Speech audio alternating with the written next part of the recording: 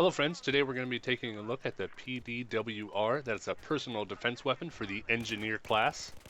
And for our loadout, we're using the Coyote red dot sight. No real surprise there, it's what I use on about 90% of my weapons. It is my reticle of choice. As always, I recommend using pretty much one reticle for most of your weapons. The reason for this is consistency. Okay, consistency is important, and you guys may be getting sick of me telling you that I use this sight because I use it on like everything. Deal with it. Also, for the accessory, now believe it or not, I actually forgot to equip my very pretty green laser sight. And it's amazing that I managed to kill anybody without my very pretty green laser sight.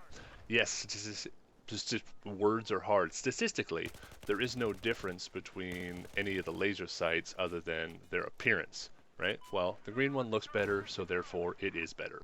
And for our barrel attachment, we're using the heavy barrel. Now, the reason for this is actually pretty simple. I went into the test range and I tested out the uh, different attachments, the compensator, the muzzle brake, and what I basically saw is that I was getting no significant improvement in ADS, in control of the weapon, in spread, except the heavy barrel. I got a nice tighter grouping, at least it seemed to, with the heavy barrel while ADS. Now, having said that, the hipfire and the ADS with this weapon seem to be near identical. You don't seem to have hardly any advantage ADS outside of the fact that you're actually putting the red dot on your target. And so for slightly longer ranges, I think that helps with target acquisition personally.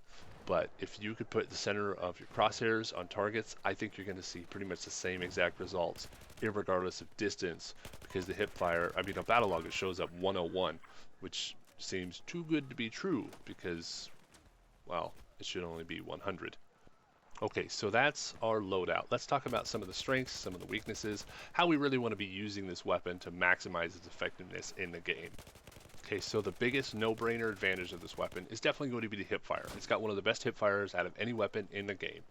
And the reason that this is so important is just kind of a couple things that you need to keep in your mind. Number one, when you go to ADS, when you go to aim down sights of your weapon, there's a delay between when you do that and when you can actually fire. Okay, now it's not much of a delay with something like a Coyote sight, but it is a delay nonetheless.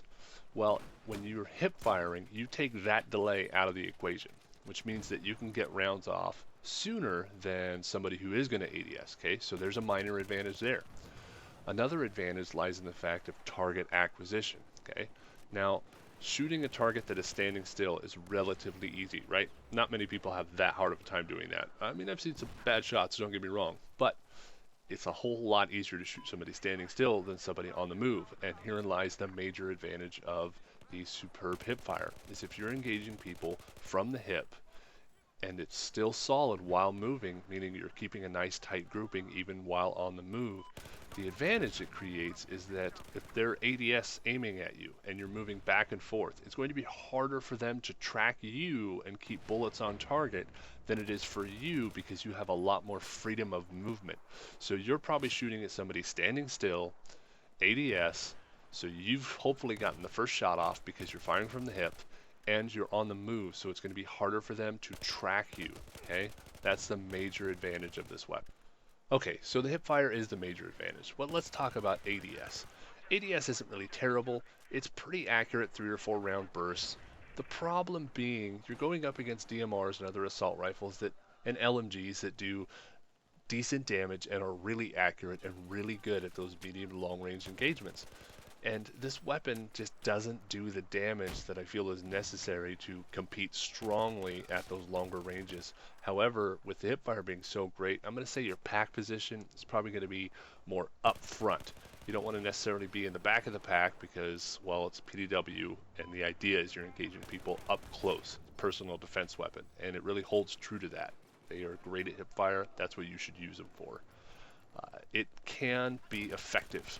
ADS. You get that on target, it's accurate, it's just going to take a little more bullets than I would like it to actually kill somebody at range, provided they don't see you and are not engaging back at you, you're probably going to be fine to get that kill.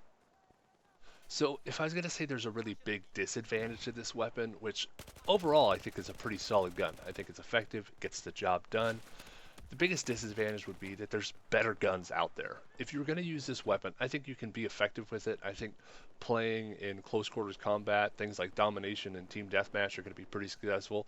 And you could probably have some pretty solid runs at Rush and Conquest as well, provided that you're being smart about where you're moving and how you're playing. But it's just like the review for the U100 MK5. It's not the best weapon. There are better weapons, but it's not a bad weapon. If you use it right, you can be successful. And there's ultimately a level of satisfaction of killing people using what most people call the OP weapons when you're using something like this. Highly satisfactory. Alright guys, that's pretty much all I have for you today. Hope you enjoyed the video. If so, likes, subscribes, comments below. And yeah, God bless. Go shoot someone's face off. Good times. GG.